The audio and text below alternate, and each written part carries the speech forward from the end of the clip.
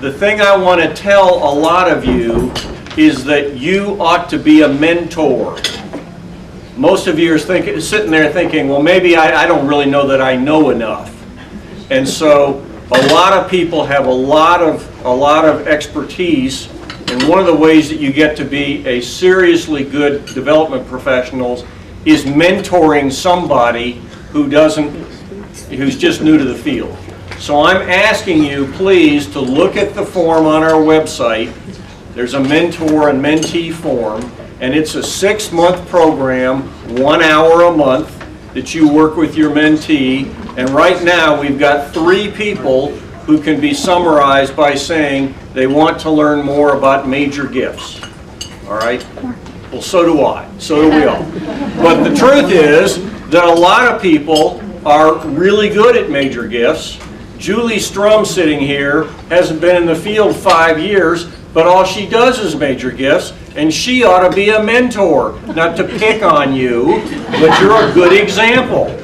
Okay? So again, think about it, if you will. We really need some mentors. It's not too much in terms of how much time it takes. We found Dylan accidentally. He came and spoke to a luncheon group, and one of our leadership team met him there and was impressed and said, you know, how about it? And I was telling my table that we actually had a really bad experience as a nonprofit. You know, you have limited resources and you want those to go for your program. And you know, in our case, that's indigent care or providing for the folks in Haiti. Well, we had, you know, you had to pay so much per finished minute, and you had to pay half up front, and you know, whatever. That money was basically, the first money was washed down the drain. And then, like I said, a member of our leadership team heard a presentation that Dylan did. And so we had him in, and he's going to share with you today the presentation for Habitat for Humanity that really touched me. For $100, you could save a life, save a whole family, really. And so that's what I want you, the best thing, if I had to say anything about Dylan and Melanie and Trivette Images. Oh, and by the way, our video, are you going to tell them this? Okay. The Mercy for Haiti video just won an AVA National Award, Platinum Award. So we're really excited about that. So, but I think you'll see. But the very, very best thing about Dylan is, and also as I shared with my group, it is not about, for him, and this is just the way he treats you as a not-for-profit. For him, it's like my veterinarian. It's not about the money, although that pays the bills. For Dylan and Melanie and Jeff and Trivette Images, it is about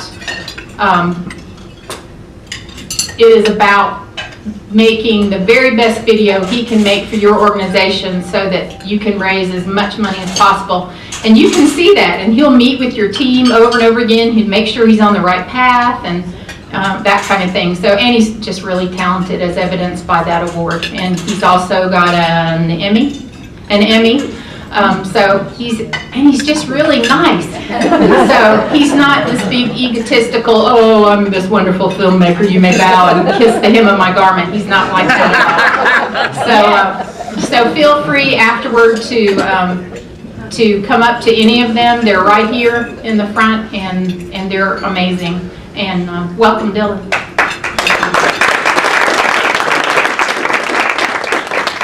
I would like to thank the Academy. Thank you, Sharon. No, seriously, I want to say thank you to you all for inviting me to come and speak today. It's really an honor. It really, really is. And to hear all the organizations in the room, it's just really exciting.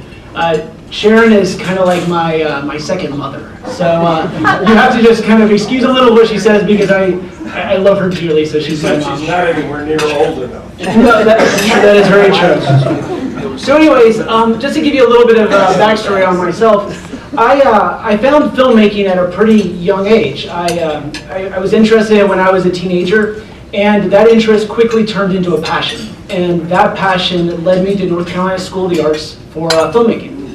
after North Carolina School of the Arts, I went out to LA, and I spent a couple of years in the business, and I was working just like just a normal job. But I realized that what I wanted to do with my passion is I wanted to help others.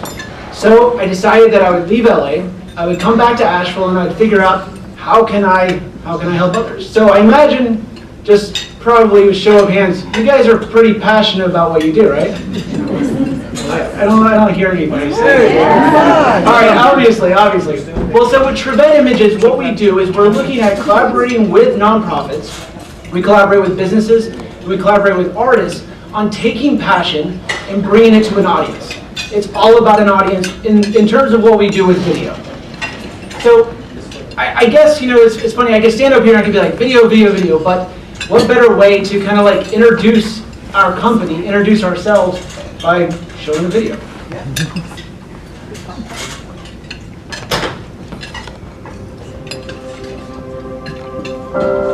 A powerful image can awaken us. It can make us feel alive and connect us to our world. Images can inspire us, move us, and show us places we could only imagine.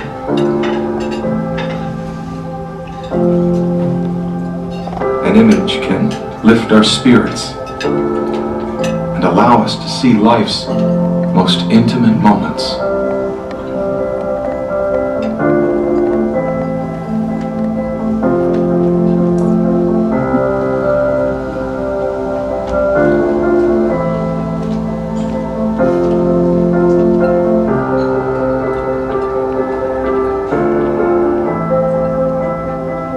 Through our lens, we see images come together to create stories worth sharing.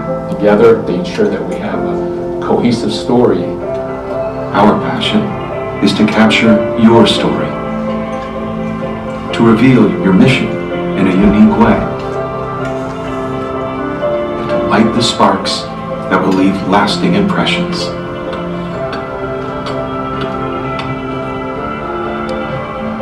I love what I do. I'm passionate about what I do. It's not a job, it's my mission and my vision. We are here together as a team. All we have to do is run one more step. This is our approach. We collaborate with you to bring your story to life.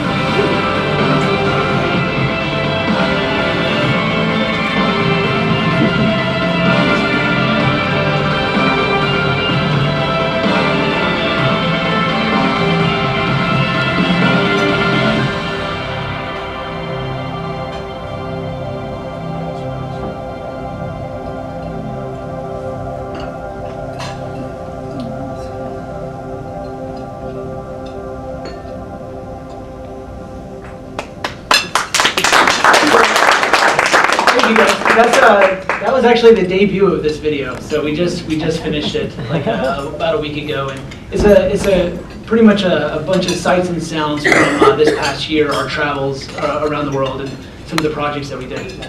I just want to ask, how many of you guys here are using video currently for your organization? Figured most of you. Good deal. Oh yeah, sure. You want to wake up now?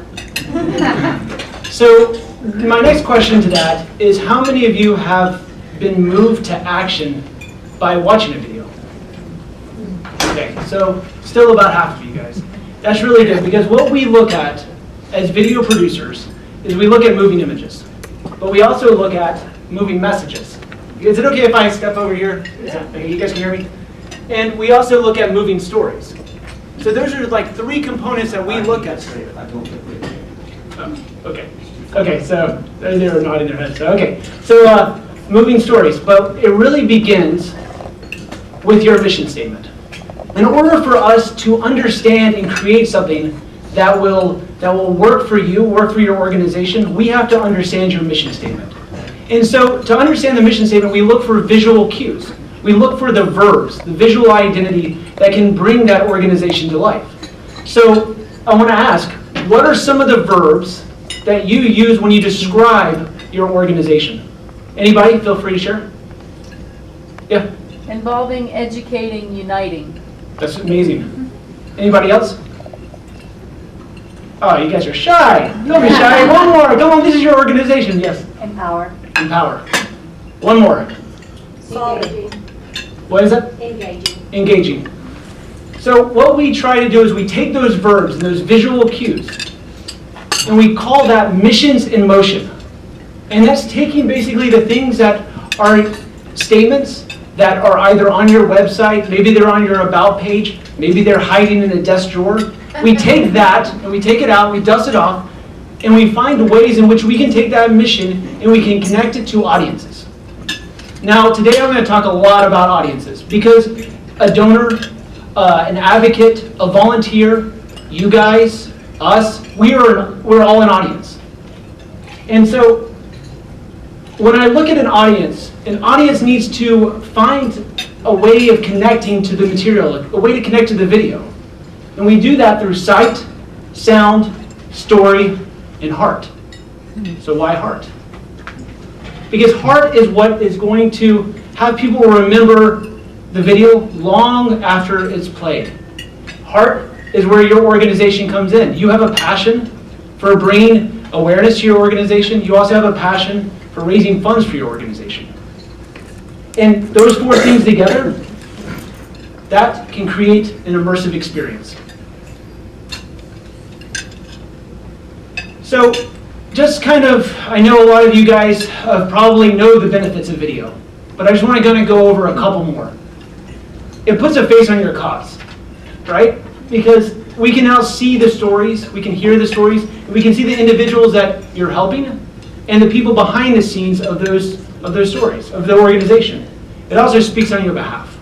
I mean, how many times have you been in a presentation, well actually not been in a presentation, where you wish you could be there, but you had something that you could show that would be a visual representation, it'd be your voice.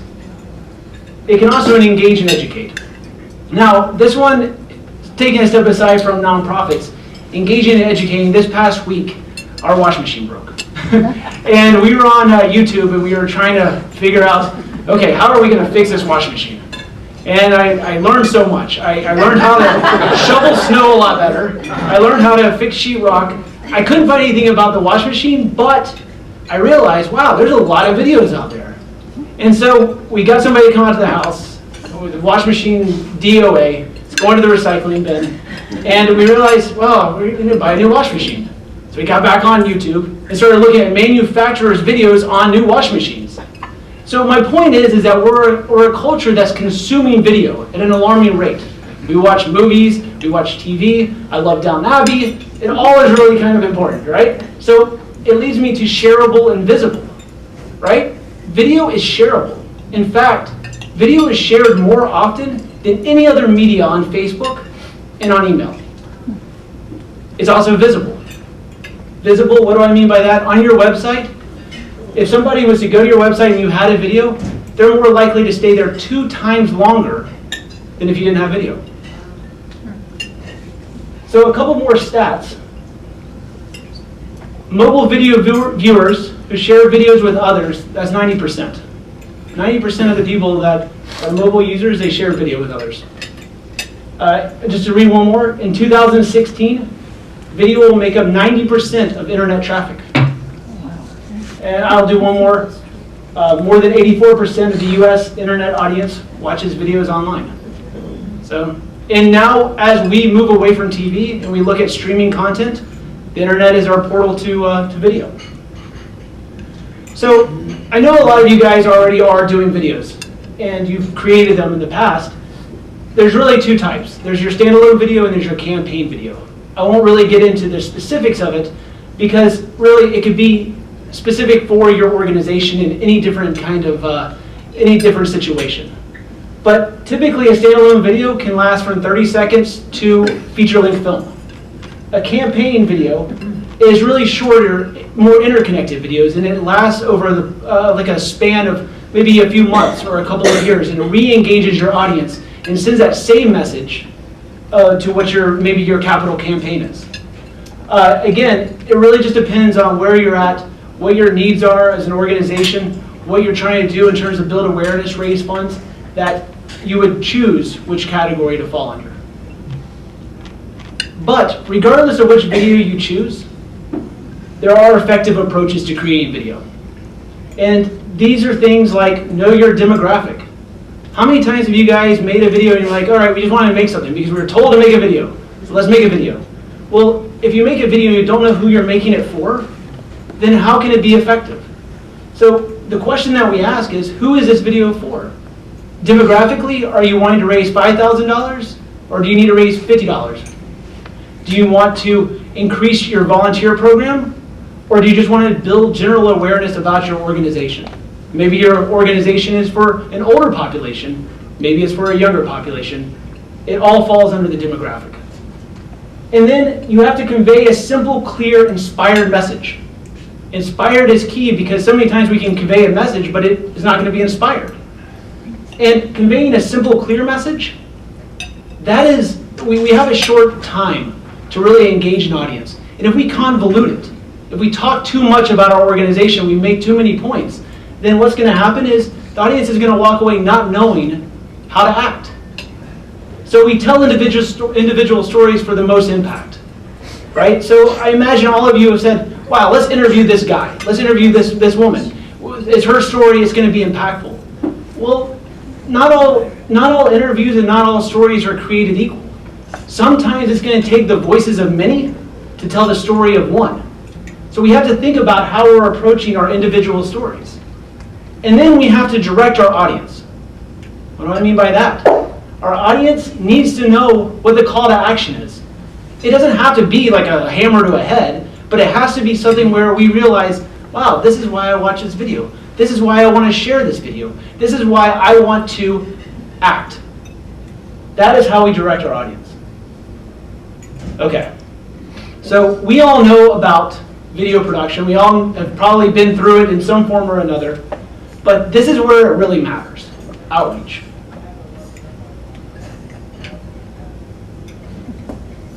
Do we know that video is an asset? Okay. We look at video sometimes as saying, you need to create a video for your website. Oh, then a carpenter, a master carpenter will maybe create a beautiful armoire.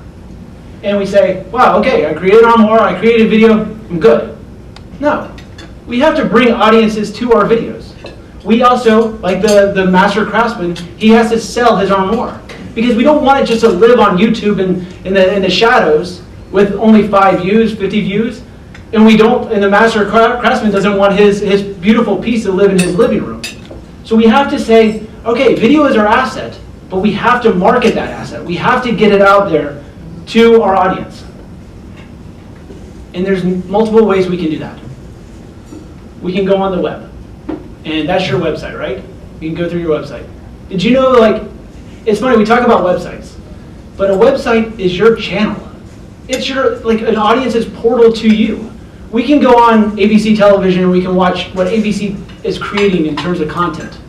Well, when people go to your website, they're learning all about you. Everything is about you. You capture their attention. Social media, we all know it's important, right? And we know that if we put it on social media, we're going to get it to be other places and people are going to hopefully share it. Crowdfunding, well, that's something I want to talk a little bit about later because there's a nice case study that supports crowdfunding. Presentations. All right, we all do presentations. It might be that we're talking to civic leaders, we're talking to public schools, we're talking to churches. Presentations, fundraisers, and community screens are a way to really get people engaged in what you're creating. For example, 4 Seasons. We went to Zambia this past year with 4 Seasons, and it was a remarkable experience. 4 Seasons is working with the Palliative Care Association of Zambia on a partnership to bring palliative care to Zambia. Well, they came back, we edited the film, it was about 26 minutes long. That's pretty long. You wouldn't want that for a website because people aren't going to be engaged in it. Their attention span is too short. So we said, let's have a premiere. Let's bring it here. We'll have a community premiere, and we encourage the community to come out. So it became a donor-sponsored event, and it raised money for the organization. There's other opportunities too. There's film festivals. Well, we can take the film and we can take it out to local, regional, national festivals because there are film festivals in this world that love to see nonprofit work. So another example is we did work for Africa Yoga Project. Africa Yoga Project is a national organization that's doing work in Kenya. Well, they got into a bunch of film festivals. And so what they did is not only just screen the movie, but they went to the festival and they hosted community events that coincided and ran alongside the screening of the film. There's public TV. I know we say, oh, we got to do a commercial, or we got to, but there's, on WLOS, there's another channel, and they can run longer pieces. There's a lot of public television channels in all sorts of markets all over the country. There's news outlets. How many times do we create a video, we go, okay, I'm just going to put it on the website, but what if we contacted the news and said, we have a story. Our story is this video, because it is a story. And they say, okay, we'll write an article. We'll write a story about your story, and we'll put it online. And they put it online, and you say, can you embed the video online too? Because it would be really nice if we got a little attention. It happens all the time. And then there's in-house promotion. And this one I'm really kind of a big fan of, because a lot of you guys work in offices where there's probably waiting rooms, right? All right, so if there's waiting rooms, there's probably TVs, and there's probably the Weather Channel, and there's probably CNN or MSNBC or whatever is playing. Well, that is a great opportunity to show your work to an audience that is doing nothing more than waiting. So to make all this happen, you can't just put it out there to these outlets. You can't just say, okay, we're going to go to a film festival. It doesn't necessarily work that way, because you have to cross-market. And a couple examples of this, and one that I think was a beautiful example, is the print campaign for Sisters of Mercy. Sharon mentioned that we went and worked in Haiti. And so they decided to run an ad in Catholic newspapers in Charlotte promoting the film. So it's a way for people to get out and go, hey, look, this is our mission. Watch our film, come to our site. They can track who's going, they can track the donations, they can see the analytics, and it's something that how cross-marketing can work. Then there's news coverage. All right, so I mentioned 4 Seasons. Well, with 4 Seasons, we contacted the news, because a premiere is a big deal. It's a community event. So Mountain Express wrote an article, but they didn't necessarily write the article about the film. They wrote the article about the organization and what the film is saying to help promote the organization. And then there's micro donor sites, right? So why not set up a micro donor site where websites can be kind of big. You have a lot going on in your organizations. There's a lot of different moving parts. So if you can't put it on the main page, if the foundation can't put it on the main page, if they can't capitalize on that space, set up a micro donor site. And in that donor site, you could easily have direct links to donations. You can have direct links to volunteer programs. And you can also have direct links to building advocacy. You can show the video there. You can have information about the making of the film, and you could also talk about your organization. I also say film in the sense because when we talk about video, it's like, oh, I'm going to do a video that's like, you know, a car video, or you know, I'm going to go to the car lot and I'm going to do something for a commercial. These are films that we're talking about, because films are story driven, and your organization has stories to tell. All right, so one of those stories that is really kind of dear to me, and you know, I don't think that for us, we can't get into this type of work if we're not getting really excited about, you know, helping these organizations raise money and stuff. Our town's Habitat for Humanity is based out of Davidson, North Carolina. And me, along with my friends, Blue Toast Creative out of Davidson, we went down to Guatemala with Our Town's Habitat. And we went there to film a couple of initiatives. One of the initiatives was the Smokeless Stove Project. And as we watched the video, it's about 4 minutes long, I want you guys to think about some of the things that I said. Are we hitting on those effective approaches? Are we concise in our message? Are there faces in the video that we can kind of connect with? So just think about those things as we watch the video, and then I want to kind of loop back around to that crowdfunding case study.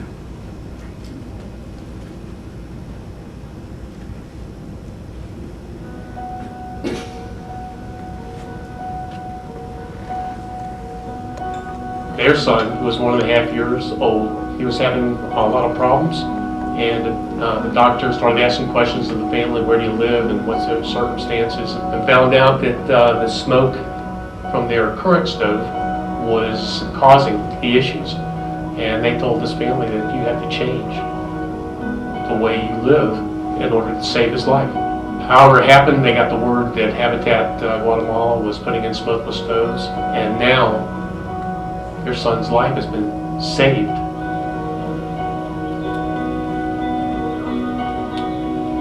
Entonces ahorita estoy feliz yo, puede ser ahorita ya no entra humo de mi hogar, va a salir afuera el humo, digo yo. An accepted level of carbon monoxide is 9 parts per million. This has been registering between 400 and 800 parts per million. Their health will be so much better. It could be terrific for these families. We've been in homes where people do all their cooking and everything in these homes, and the walls are just black. You can't beat mud and water. I mean, for cheapness, and the people can do it. You're going to take some adobe block and lay a couple layers of foundation first. Our goal is to have this all done by 3 o'clock today. All right.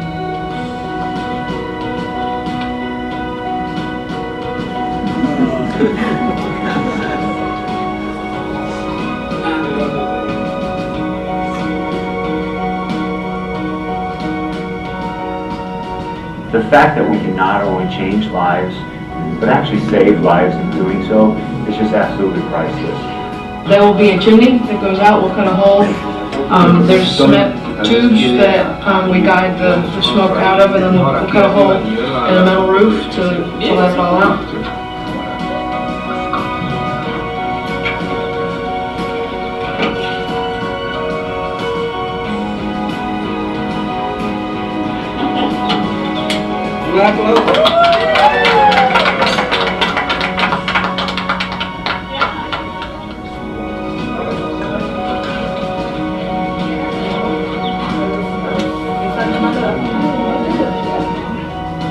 De monóxido de carbono, y cuando venimos la primera vez de First, de ahí había 370.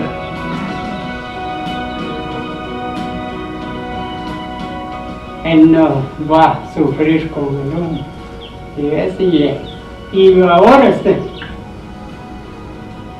And there are families that, if it hadn't been for the Smokeless Stove Project, Habitat Guatemala would have never been able to reach out to them. Bueno, gracias. Muchas gracias. We'll be changing a lot of lives. This will be the families that get the smokeless stove.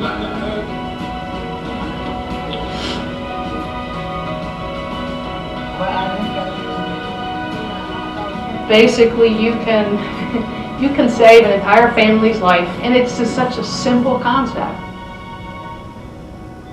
We can just change the whole quality of life, from their nutrition to their health. They can live longer, the whole quality of life is just going to be improved because of one day.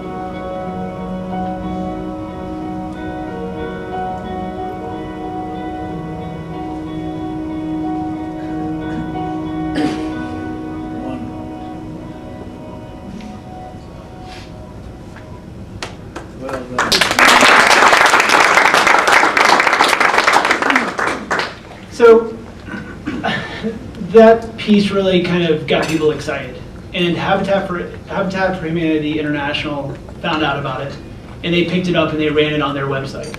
So all the affiliates, all Habitat affiliates all over the world got to see this video.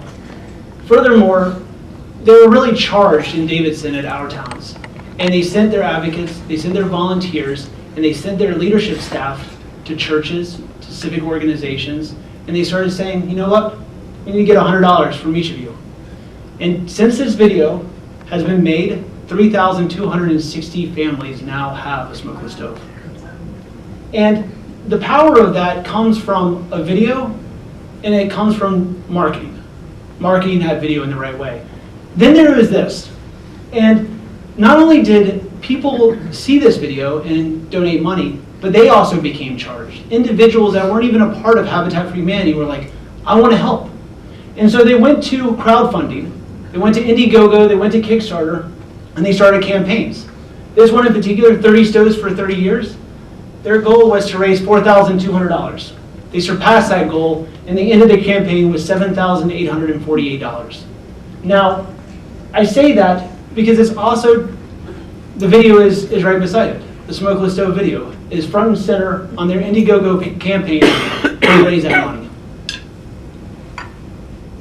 So Melly is going to pass out a handout, and that handout has the benefits that I went over, and it also has a couple of the approaches. And I leave with this kind of task, and you don't have to do it now, but it's, what is your mission? And I don't mean your mission statement. I mean, what is the mission, if you were to create a video, what is the mission that you would want to achieve? I then also ask is, what is your ask? What are you wanting to say? What do you want, how do you want to engage people? What do you want them to know? And then the last is, like I said before, who is your audience? Who are you making this for? I'll wait until everybody gets a handout. So I want to say this too, because this is not about promoting Trivette Images. I'm very fortunate to be able to stand up here and talk, but this is about igniting you and making sure that video is effective in your organization. So I want to talk just for a moment about video production. I want to talk about video producers. There are 3 things you should look for when you're hiring a video producer: creative, collaborative, conscious. Now, I say creative because they need to be creative. They need to find creative ways to tell your story and bring it to an audience. They also have to be collaborative because you're the organization. It's your mission, it's your values, it's your outreach, and it's your money. So they need to be collaborative, and they need to work with you on making sure that your mission, your goals are achieved. And they have to be conscious. And the reason they have to be conscious is because budget matters. Scheduling matters, delivery matters, and marketing matters. So those are the 3 key things that I can't stress enough when you're looking for somebody to do your work: creative, collaborative, and conscious. Now, to end this part of the presentation, I want to leave with this quote. And it's Maya Angelou, and I'll read it. People will forget what you said, people will forget what you did, but people will never forget how you made them feel.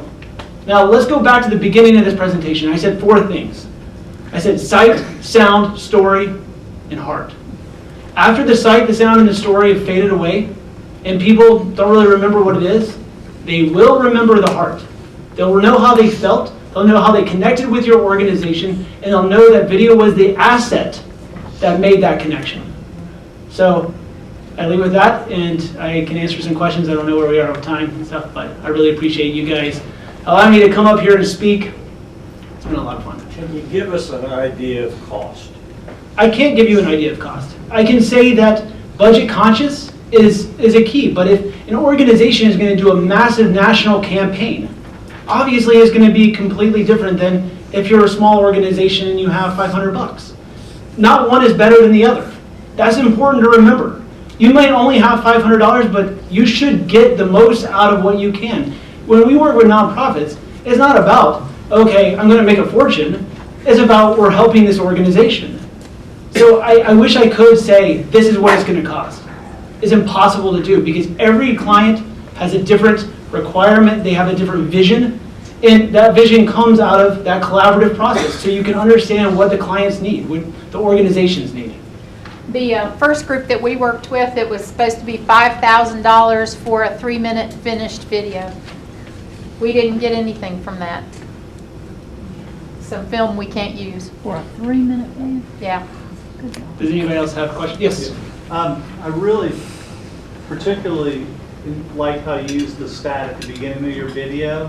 So when you're in video production, I mean, stats can be incredibly powerful. And I'll remember that stat almost as much as the video.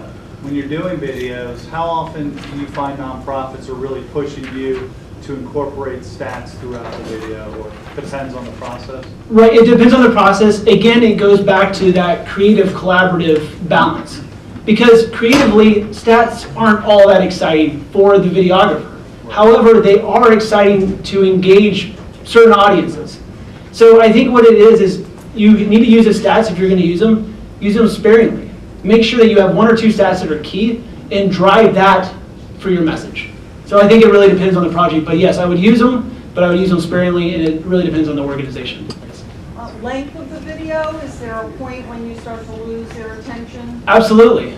Again, it goes back to that distribution, that outlet. If you're going to do a 3-minute video that's going to be on your homepage, it better be captivating. It really better be captivating. If you're going to do something that's 4 or 5 minutes and it's going to be in your office's waiting room, that's a different story. And this is the thing that people don't understand. A lot of you producers, we create projects, right? We say, here's your video, we're done. Enjoy.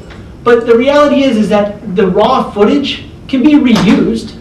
The video can be shortened. The video really can't be lengthened. But if you make a 10-minute video, there's always the opportunity to cut it down to 30 seconds. So just because you have one video that is great for presentations, it doesn't mean that it can't be re-edited for your website. Can you do that? So say if you have a 45-minute piece on your webpage, just saying for instance, not that it's, you have a 45-minute really well done piece, can you come on the back end and edit that down? It depends. It depends on the agreement with the video producer. The way that we approach it is you guys, the organizations, own the footage. Yeah. They also own the final piece. Yeah. So if those assets are in place and it is organizations, sometimes it's retained by the video producer, then yes, we can. We can also, figure out ways if we need to augment it with like another interview, or if we need to tie it in, we can do that cleanup work, yes. Okay. The other thing he can do is pull photos for like your annual report and stuff. That was something, I didn't even think about that benefit. I love Sharon.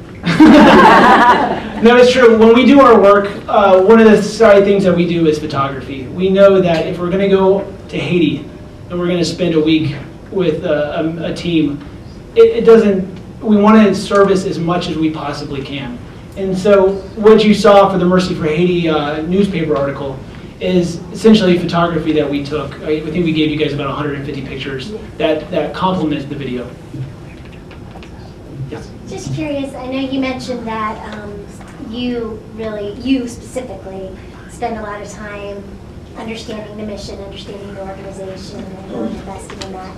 How much time? So say somebody was interested in bringing on your services or whomever's, but how much time do you do in terms of pre-production with getting to know all the different facets of the organization? And it really just depends on the scope of the video. But yeah, we want to make sure that we're talking to the right people, because sometimes that we can talk, and I don't mean to step on anybody's toes, we can talk to a development director, and then the executive director has other ideas. And so it's really important to get that leadership team together to be involved in these conversations, because the video has to be representative of the organization, not one particular department of the organization. So it could take a little bit. And it happens sometimes when you're in post-production, you're editing, and the marketing director's like, this is exactly what I want. You're like, okay, this is going to be great. They're going to be happy with it, and then it goes to the executive director, or it goes to the board, and they go, this is not what we want. So we have to be mindful of how we can make sure that everybody is satisfied in that unified vision of this piece.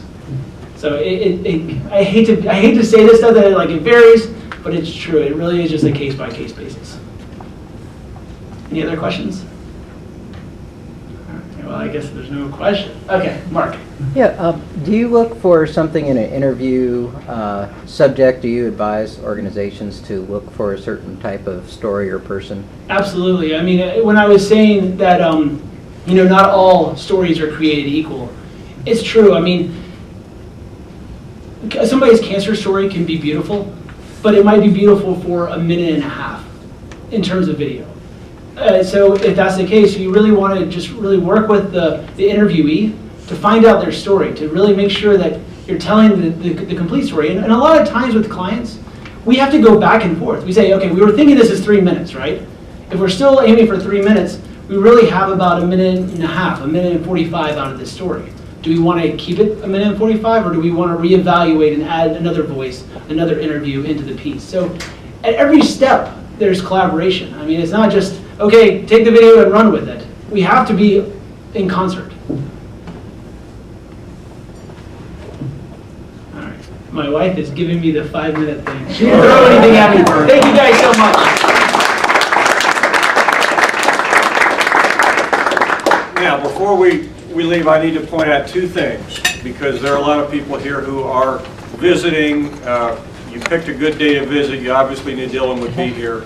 But if you would like, the members of the organization, AFP members, are able to get the video of this presentation online, okay? And then the first Thursday of every month, we have a webinar held at Lenore-Rhine University. Thank you, Paul. Thank you, Sarah Landry. But that's the first Thursday from 8:30 to 10. And the subject of the next one, I don't remember. It's on our website. But you're getting tremendous national speakers for, I think, $5. $10. All right, $10 that you pay. We've raised the price. Includes copies. What? Includes copies. Yeah, you get copies of stuff. The next one's a good one. Simone Joyaux, firing lousy board members. I think it's March 6th. Now, this is the national expert on how to fire your lousy board member. All right, so that's the first Thursday of March. Be careful showing up. Okay? So thank you again, and remember how helpful it was to have the conversations around the table today. Lots of people have talked about lots of things. You may want to jump into conversation right afterwards, but it's exciting to have everybody here, and have a good day. Thank you.